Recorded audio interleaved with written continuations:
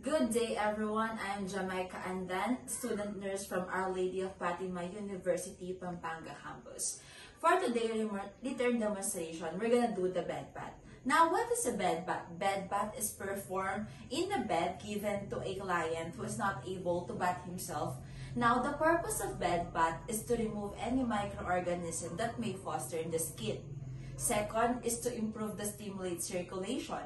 Third is to give them comfort and help them go to sleep.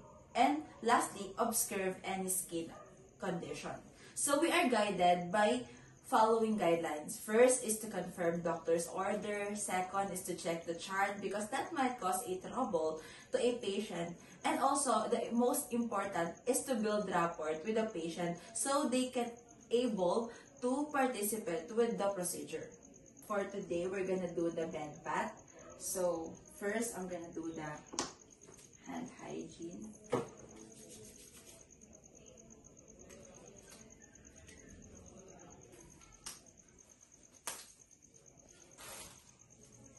So, ma'am, can you state your name and your birthday? Princess Lizon, July 18, 2000. And after that, we're gonna check the wristband if this is the right patient. So, ma'am, I'm gonna do the bed bath. So, I'm gonna clean your head. Can you please lift up?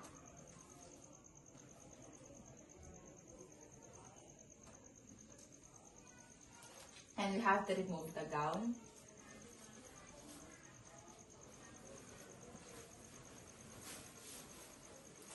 And discard it and check if the patient can endure the warm water.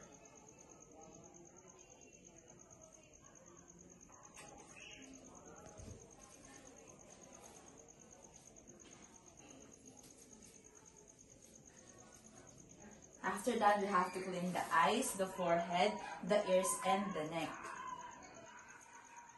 The forehead, the ears, and also the neck. And after that, we're going to remove this, the towel, thank you ma'am, and clean the arms.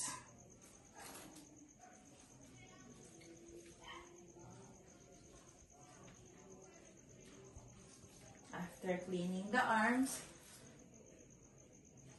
we have to pat it dry and also do it in the other side. Also, we have to clean the chest, the umbilical region, and do the perineal care. But for now, we're not able to do that because we are providing privacy to the patients since we closed the curtain earlier.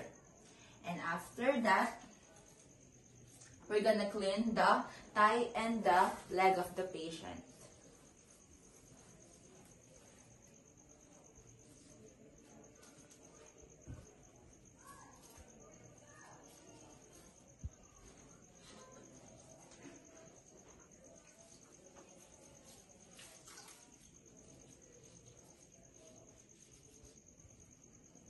We're going to clean it up to down and down to up. And after that, we're going to pat it dry and do it in the other side. Also, we have to clean the back of the patient. So, ma'am, can you please turn to the other side? I'm going to help you.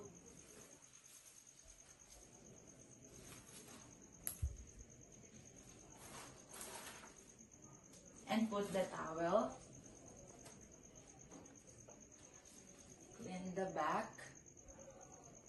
Remove the towel. And also we have to remove the bed pad under the patient. After all it. Ma'am, can you turn in the other side po?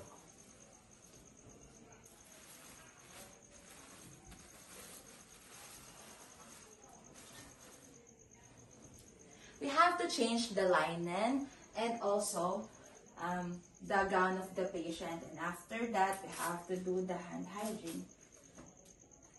And that's the end of our bed bath. Now we're going to shampoo the patient. So first, we're gonna do the hand hygiene.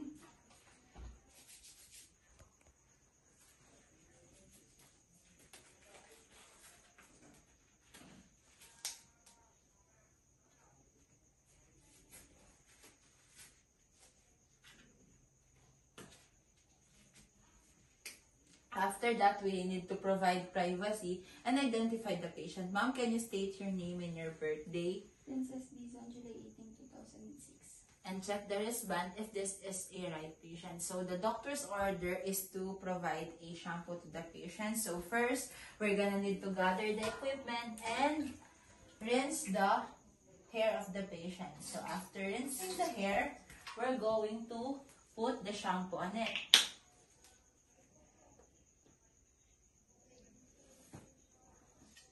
The shampoo in. We're going to rinse it again with the water.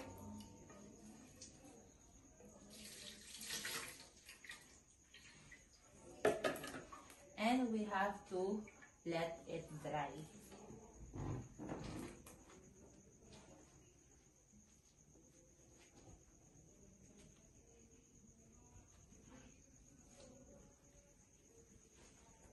After to let it dry, we have to brush the hair.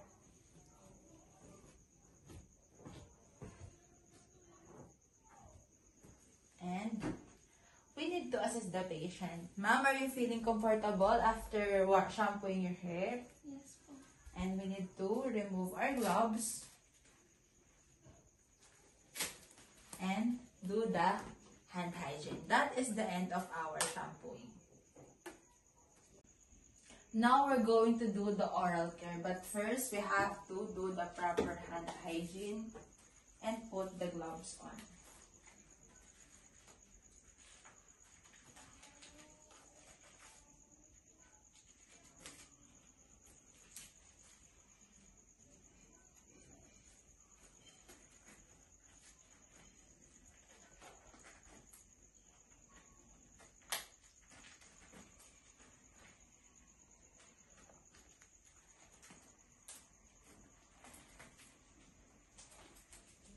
And after that, we have to provide privacy and identify the patient. Ma'am, can you state your name and your birthday? Jaime Odones, March 26, 2006. Also, verify the wristband if this is right the patient. And after that, I'm going to assess the patient if kung kailan siya last na toothbrush. Ma'am, kailan po kayo last na toothbrush? Ayun ang baga. Ano pong brand ng toothpaste nyo? Colgate. And after that, I'm going to ask the patient kung kaya niyo po bang umupo or should I assist you po? Kaya ko. After that, I'm going the physical assessment of the mouth of the patient. Ma'am, can you say ah? There's no abnormalities, no gingivitis, or any abnormalities in the mouth, so we can proceed in our procedure. So, first, we have to make the patient gargle.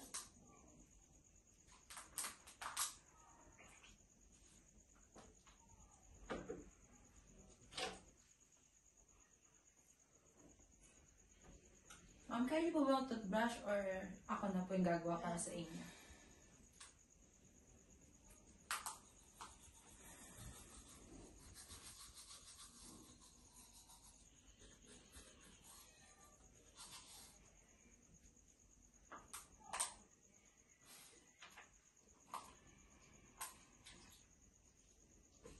After that, wipe the patient's mouth. Also, we have to mouthwash the patient, but that is optional. And after that, we need to floss the patient, but for now, we don't have that, so we're going to moisturize the lips of the patient. After moisturizing the lips of the patient, I'm going to back her in her comfortable position. Balik na po kayo sa supine position. And after that, we're going to remove our gloves and perform the hand hygiene. And that's the end of our oral care. Now we're going to body massage the patient. The rationale for this is to prevent the pressure ulcer at the patient's back. And first, we have to do the hand hygiene. So, ma'am, I'm going to massage your back, and I'm also providing privacy, so I'm going to close the curtain.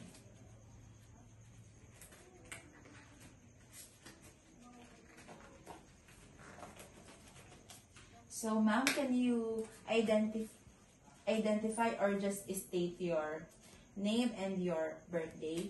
Princess Lizon, July 18, 2006. Yan. Ma'am, can you participate with the procedure? And just turning around. First, we're going to put a lotion or oil in our hand. Also, ma'am, can you turn around? We will just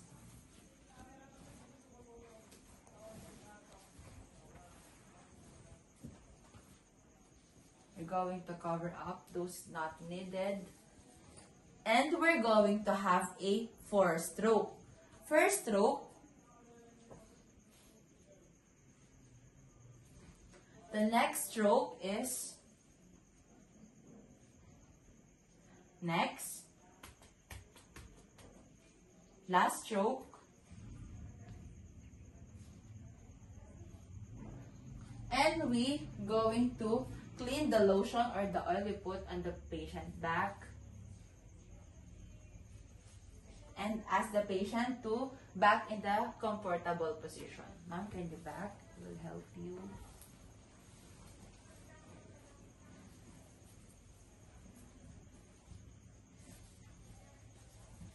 After that, assess the patient or evaluate the patient. Ma'am, how are you feeling after your body massage? I feel more comfortable right now. Since the patient is more comfortable right now, that is the end of our body massage.